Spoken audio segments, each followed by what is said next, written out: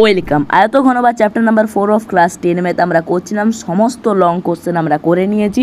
Question দেখি 4 এরপরে আমাদের দুটো ভিডিও, মানে আজকে 1 নম্বর, যেটা 1 নম্বরের প্রশ্ন এ বি সিতে আছে এমসিকিউ শূন্যস্থান পূরণ এবং সত্য মিথ্যা করে নেব। পরের ভিডিওতে 2 নম্বরের কোশ্চেনগুলো যেগুলো আছে মানে হচ্ছে 25 নম্বর, সেটা করে নেব। আজকে এ বি সি 3 আছে, তো ফার্স্টে আমরা আর দেখছি না, অঙ্কগুলো তো সাইড স্ক্রিনে দেখতেই পাবে, আর তার সঙ্গে আমরা খাতায় করছি। এবং যেটা বলছিলাম যে পিডিএফটা পেয়ে যাবে ডেসক্রিপশান বক্সে, চেক করে নেবে যেটা করব। তাহলে স্টার্ট করছি ডাইরেক্ট খাতায়। তাহলে আমরা শুরু করে দিচ্ছি 24-এর এটা। এই যে এমসিকিউ বা শূন্যস্থান পূরণ বা সত্য মিথ্যা বলে আছে, এগুলোই জাস্ট আনসারটা লিখলেই হবে। এটার জন্য কোনো করে দেখাবার দরকার নেই। তার জন্য সাইডে আমরা এই যে এক্সামের যদি এটা খাতা হয় তাহলে এই সাইডে একটা দাগ দেবো, এই বরাবর জাস্ট রাফে করব এবং জাস্ট আনসারটা লিখলেই নাম্বার পেয়ে যাব। তাহলে আমরা স্টার্ট করছি, বোঝা গেল। এবারে দেখো প্রথমে কি বলা আছে, একটি সমকোণী চৌপলাকৃতি বাক্সের ভেতরে আয়তন দেওয়া আছে এবং ভেতরের ভূমিতলের ক্ষেত্রফল 88 বর্গ সেন্টিমিটার দেওয়া আছে। বাক্সটির ভেতরের উচ্চতা কত? এবার আমরা কি জানি, আয়তন মানে কি দৈর্ঘ্য ইন্টু প্রস্থ ইন্টু উচ্চতা। তাহলে দৈর্ঘ্য ইন্টু প্রস্থ ইন্টু উচ্চতা দেওয়া আছে, আর ভূমিতলের ক্ষেত্রফল মানে কি দৈর্ঘ্য ইন্টু প্রস্থ দেওয়া আছে, আর উচ্চতাটা বার করতে বলেছে। তাহলে উচ্চতাটা যতটাই ধরে নেব সেটাই হবে, মানে দৈর্ঘ্য ইন্টু প্রস্থ ইন্টু উচ্চতা। এটা হচ্ছে 440, এইটার ভ্যালু হচ্ছে দৈর্ঘ্য ইন্টু প্রস্থ ইন্টু উচ্চতা, এটা উচ্চতা ভ্যালুটা হচ্ছে।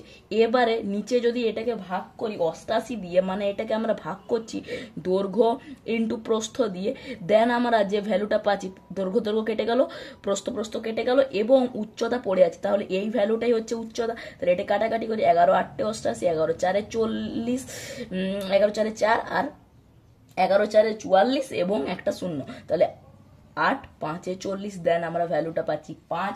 তাহলে আনসার যেটা লিখবো জাস্ট এইটা রাফে করব এবং এখানে আনসারটা লিখবো 5 সেমি এবং অপশন নাম্বার ঠিক হবে আমাদের বি। ঠিক আছে, আনসার আমাদের বি ঠিক হবে। এটা 1 নম্বরেরটা করলাম। এবার এমসিকিউ এর আমরা 2 নম্বরেরটা যেটা করব, লেখা আছে একটি আয়ত ঘনাকার গর্ত দেওয়া আছে, সেটা দৈর্ঘ্য প্রস্থ এবং গর্ত, তার জন্য উচ্চতার ভ্যালুটা এখানে হয়ে যায় গভীরতা। এবং আরেকটা যখন তক্তা দেব, ওর ভিতরে তক্তা রাখবো, 23 তক্তার দৈর্ঘ্য দেওয়া আছে, প্রস্থ দেওয়া আছে এবং পুরু, মানে উচ্চতা ভ্যালুটা এখানে পুরু দিয়ে লেখা আছে। তাহলে আমরা যে গর্তটা আছে সেই গর্তটার প্রথমে আয়তন বার করে নিচ্ছি। তাহলে গর্তটা দৈর্ঘ্য 40, প্রস্থ 12, গভীরতা 16 এবং যে তক্তাটা দেব সেটার আয়তন বার করে নেব 5 × 4 × 2, এটা হয়ে গেল তক্তা এবং এইটা হয়ে গেল গর্ত। তাহলে যদি এটা দিয়ে ভাগ করে দিই তাহলে আমরা বুঝতে পারবো কতগুলো তক্তা রাখতে পারবো। 5 8 40, 4 3 12, 2 8 16, এবার 8 8 হয়ে গেল 64 × 3, 4 3 12, 2 হাতে থাকলো 1, 6 3 18, 19, 192 এবং উত্তর হবে টি। তাহলে আনসারে জাস্ট লিখবো আমরা 192 টি এবং অপশন নাম্বার আমরা দেব বি। এরপরে আমরা লিখবো 3-এরটা, এটা 2-এরটা হলো, এরপরে আমরা করব 3-এরটা। দেখো কি বলা আছে, একটি ঘনকের পার্শ্বতলের ক্ষেত্রফল দেওয়া আছে, আয়তন বার করতে হবে। প্রথমে এই যে একটা উত্তর সংকেত দেওয়া আছে সেটা আমি দিইনি সাইডে, কারণ উত্তর সংকেতে কি দেওয়া আছে না পার্শ্বতল।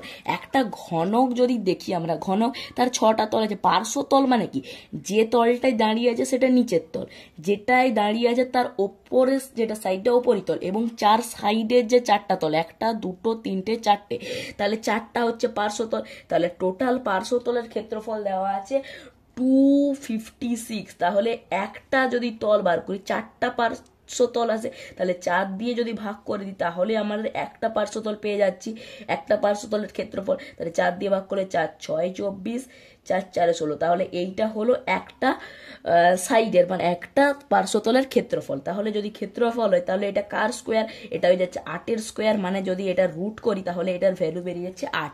মানে তাহলে আমরা একটা বাহুর দৈর্ঘ্য, একটা সাইডের একটা বাহু পেয়ে গেলাম 8 পেয়ে গেলাম। এবার 8টা কি আছে, ঘন মিটারে আছে, মিটারে সবগুলো মিটারে হবে। এবারে যদি আয়তন বার করি মানে কি 8-এর আবার কিউব করতে হবে, তাহলে 8-এর কিউব সবাই জানি 8 8 64, 64 × 8, হয়ে যাচ্ছে 512।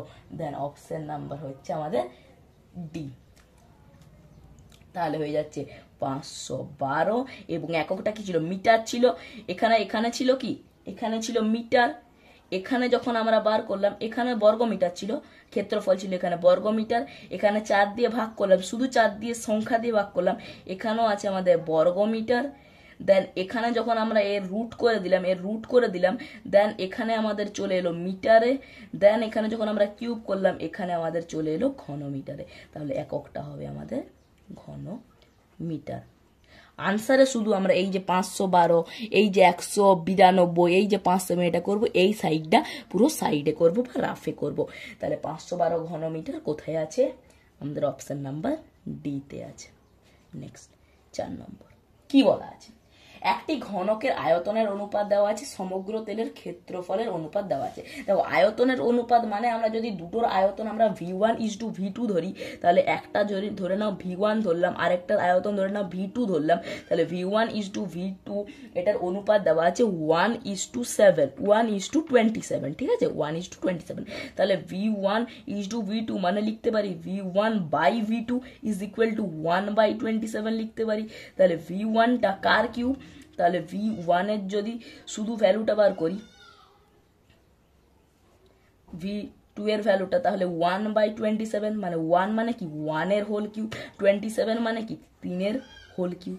এবার ভলিউমটা এত আর ভলিউম 1টা এত। এবার যদি একটা বাহুর দৈর্ঘ্য বার করি, তাহলে বাহুটা ধরে নাও a1 a2, তাহলে এখানে a1 তার হোল কিউব, a1 তার হোল কিউব বাই a2 তার হোল কিউব। এই ভ্যালুটা হচ্ছে এইটা 1 তার হোল কিউব, 3 তার হোল কিউব। আশা করি বোঝা গেছে।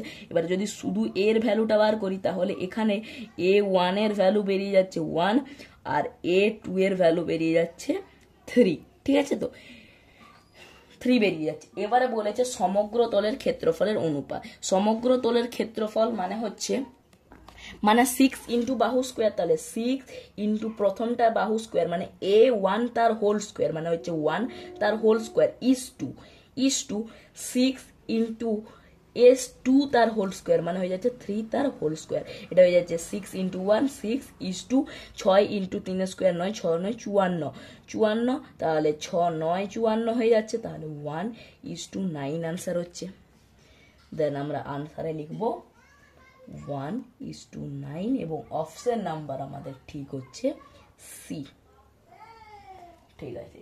এরপরে যদি আমরা ভি বা 5এরটা করি, তাহলে আমাদের লেখা আছে সমগ্র তলের ক্ষেত্রফল যদি এস হয় ঘনকের, এবং যদি ঘনক দুটি এবং ঘনকের কর্ণের দৈর্ঘ্য যদি ডি হয়, তাহলে এস আর ডি এর মধ্যে কি সম্পর্ক থাকবে?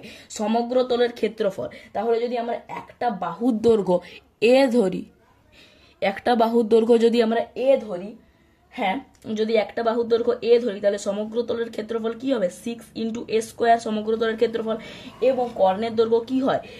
a√3। a√3 কি করে এলো? রুটের আন্ডারে এ স্কোয়ার প্লাস এ স্কোয়ার প্লাস এ স্কোয়ার আছে, তাহলে 3a স্কোয়ার, তাহলে 3টা ভিতরে আছে, এ স্কোয়ারটার একটা এ বেরিয়ে গেল, ঠিক আছে। তাহলে এটা আর এটা, তাহলে এটার আর এটার মধ্যে সম্পর্ক কি? মানে এটাকে কি করলে এটাই আসবে বা এটাকে কি করলে এখানে আসবে।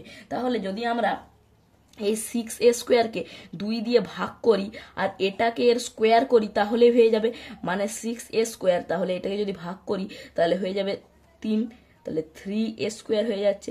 এবং এটাকে যদি স্কোয়ার করি তাহলে এটা a স্কোয়ার হয়ে যাচ্ছে, √3 তার হোল স্কোয়ার মানে হয়ে যাচ্ছে 3। দেখো সমান হলো, মানে আমরা এইটাকে যদি 2 দিয়ে ভাগ করি আর এটাকে যদি স্কোয়ার করি তাহলে মিলছে। এবার 6a স্কোয়ার এটা মানে কি? এটা হচ্ছে সমগ্রতলের ক্ষেত্রফল, যেটা দেওয়া ছিল এস, তাহলে এসকে 2 দিয়ে ভাগ করছি এবং তখন সমান হচ্ছে যদি আমরা এই ভ্যালুটা মানে কর্ণের দৈর্ঘ্য মানে ডিটাকে যদি স্কোয়ার করছি। এই অপশনটা কোথায় আছে খুঁজো। এই অপশনটা আছে আমাদের ডিতে, একটু উল্টা আছে, তাহলে ডিতে আনসারটা কি হবে? ডি স্কোয়ার, মানে এটাকে যদি স্কোয়ার করি তখন আমাদের s/2 হাফ করতে হবে, আনসারটা মিলবে অপশন নাম্বার ডি। আশা করি বোঝা গেছে। এরপরে স্টার্ট করছি বি, সত্য মিথ্যা এবং শূন্যস্থান পূরণ। বি সত্য মিথ্যা। প্রথমে কি বলা আছে, একটি ঘনকের প্রতিটি ধারে দৈর্ঘ্য দ্বিগুণ করলে ঘনকের আয়তন প্রথম ঘনকের 4 গুণ হবে। প্রথমে একটি ধারের দৈর্ঘ্য ধরে নাও a, তখন আয়তন ছিল a কিউব। যখন দ্বিগুণ করা হচ্ছে তাহলে 2a হলো, তখন আয়তন হবে 2a তার হোল কিউব, মানে হয়ে যাচ্ছে 2 এর কিউব হয়ে যাচ্ছে 8 আর a কিউব হয়ে যাচ্ছে a কিউব। তাহলে বৃদ্ধি কত পাবে, 8a কিউব থেকে a কিউব বৃদ্ধি বিয়োগ করব, তাহলে হচ্ছে আমাদের আনসার 7a কিউব। তাহলে 8a কিউব থেকে a কিউব বিয়োগ করলে 7a কিউব। তাহলে 7a কিউব বৃদ্ধি পেয়েছে, 7a কিউব টোটাল বৃদ্ধি পেয়েছে কার মধ্যে, প্রথমে ছিল a কিউব, তার মধ্যে এটা বৃদ্ধি পেয়েছে ইন্টু 100। a কিউব কেটে গেল, তাহলে হয়ে যাচ্ছে আমাদের 700%। 700% এবং 700%, বা আমরা লিখতে পারি 7 গুণ। 100 দিয়ে করলে এটা পার্সেন্ট বেরাচ্ছে, বা 7 গুণ, এখানে 4 গুণ বলেছে, তাহলে এটা কি হবে, মিথ্যা হবে।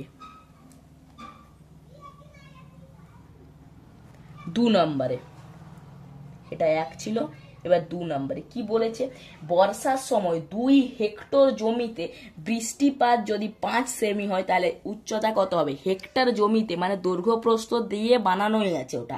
এরপরে আমাদের উচ্চতা যদি তার সঙ্গে গুণ করে দিই তাহলেই আমাদের আয়তন বেরিয়ে যাবে। তাহলে 2 হেক্টর জমিতে, আবার নিচে উত্তর সংকেতে লেখা আছে 1 আর, মানে 1 আর হচ্ছে 100 বর্গমিটার এবং 1 হেক্টর সমান 100 আর। তাহলে প্রথমেই যদি আমরা 1 হেক্টর থেকে আর নিয়ে যাই 100 আর হচ্ছে, আবার যদি 1 আর থেকে যদি বর্গমিটার নিয়ে যাই তাহলে আরো 100 দিয়ে গুণ করতে হচ্ছে।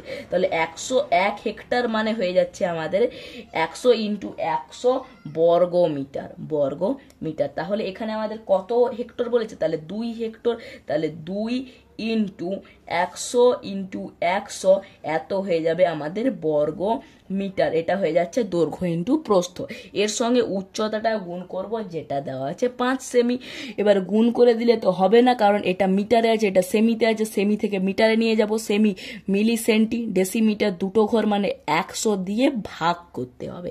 100 দিয়ে ভাগ করলাম, তাহলে এখানে দুটো শূন্য, এখানে দুটো শূন্য কেটে গেল, তাহলে এখানে হলো 2 ইন্টু 5, তাহলে হয়ে যাচ্ছে 2 5 10, আর 100 দুটো শূন্য, তাহলে হয়ে গেল 1000।